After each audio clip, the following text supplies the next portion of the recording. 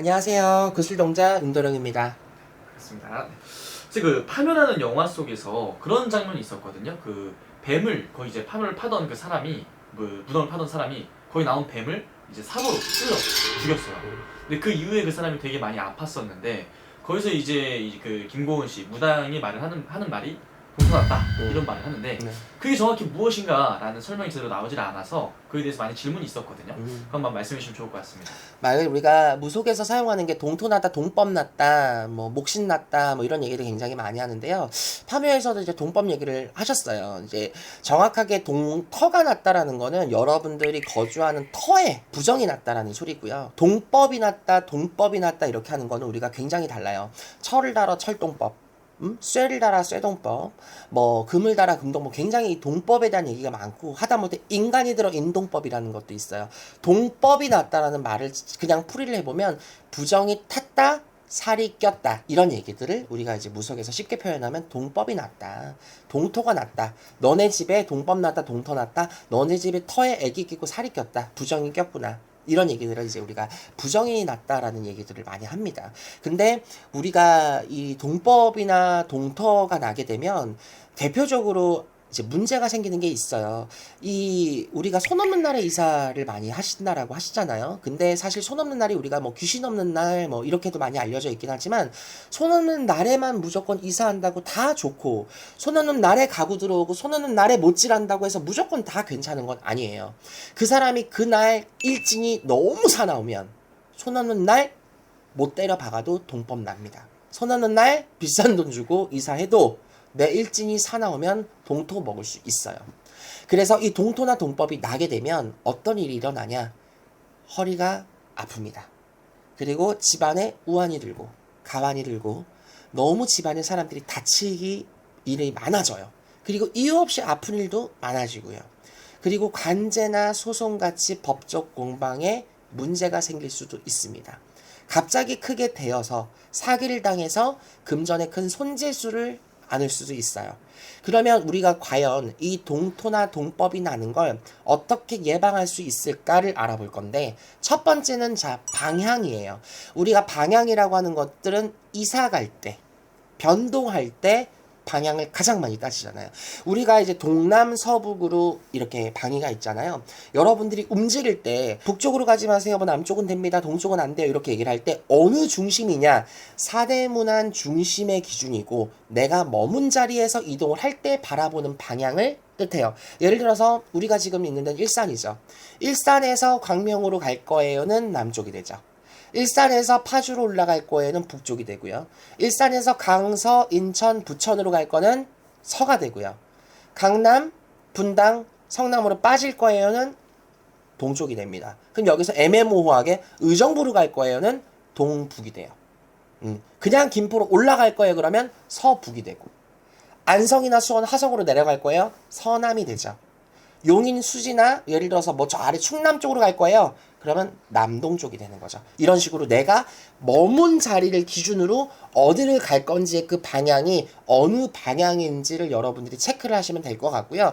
기본적으로 우리가 사대문안에 딱 정해져 있는 건 북쪽은 대장군 방향이라고 알려져 있어요. 대장군 방향은 대장군이 머무는 자리이기 때문에 대장군이 앞서는 곳에다가 집을 새로 짓거나 혹은 길을 트게 되면 집안에 우환이 난다 라는 걸로 알려져 있죠. 그리고 2024년에 남쪽 방향으로 삼살 방향과 상문 방향이 끼고 있어요. 삼살은 세 가지의 살을 뜻하고 신살 중에 하나죠. 상문은 집안에 초상이 나거나 아플 수 있는 사람이 생길 수가 있습니다.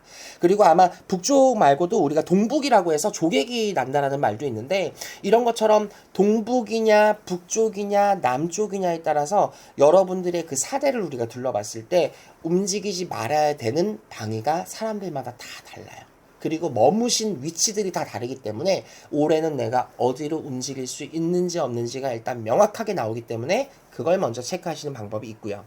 자, 두 번째, 못질을 하실 때 혹은 드릴질을 하실 때 보통 손 없는 날에 하시거나 이런 걸 잘 안 따지시는 분들은 그냥 냈다 때려 박아요.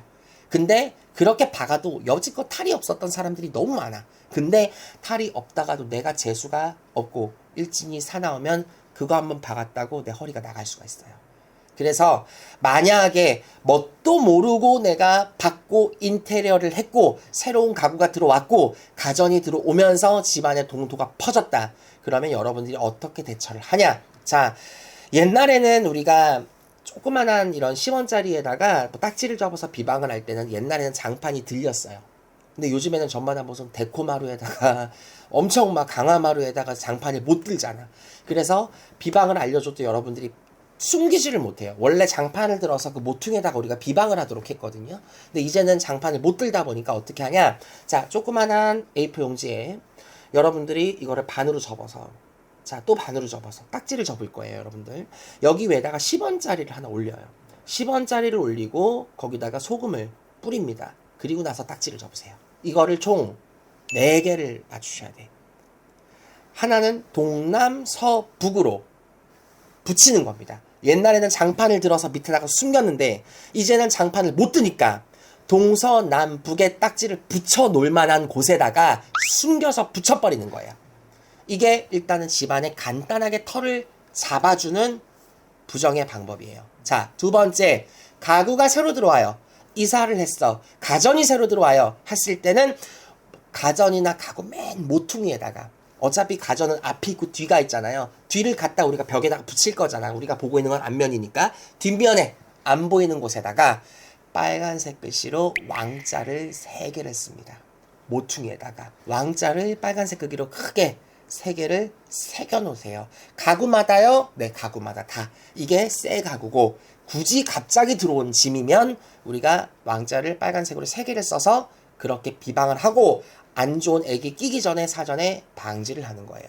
자, 그리고 만약에 내가 이사 간 곳이 사업장 터다, 혹은 전원주택이다, 공장 부지다, 이런 분들의 동터를 막는 부분은, 자, 여러분들이 준비하실 건 소뚜껑이에요. 자, 우리가 삼겹살 굽는 그런 소뚜껑 있죠? 집에 가면 그런 소뚜껑을 하나 주문하세요. 주물 가게에서 파니까 소뚜껑을 크게 만들어 놓고, 자, 소뚜껑 아래에다가 뭐를 까냐? 비료포대 같은 걸 깔아요. 푹신한 거. 이불 까셔도 됩니다. 자, 이거 어디에 까냐? 만약에 공장이야, 부지야, 전원주택이야 하면 마당에서 집을 바라보고 깔아요. 공장도 마찬가지. 내가 바라본 곳에서 집이나 터를 바라본 마당이나 밖에다가 두고 이불을 깔고 그 이불 위에다가 소뚜껑을 올리고 소뚜껑 위에다가 또 이불이나 비료포대를 감쌉니다. 비료포대, 소뚜껑, 비료포대인 거예요. 자, 그 상태에서 망치나 해머가 있으면 그거를 소뚜껑에다가 깨부실 건데, 그냥 무작정 깨부시는 게 아니에요. 천주당, 만주당이라는 어떤 주수를 외우면서 이거를 깹니다. 그러면 한 번 쫙 깨요. 근데 안 깨지는 집이 있어요, 한 번에. 물론 힘 조절이 잘못될 수도 있죠.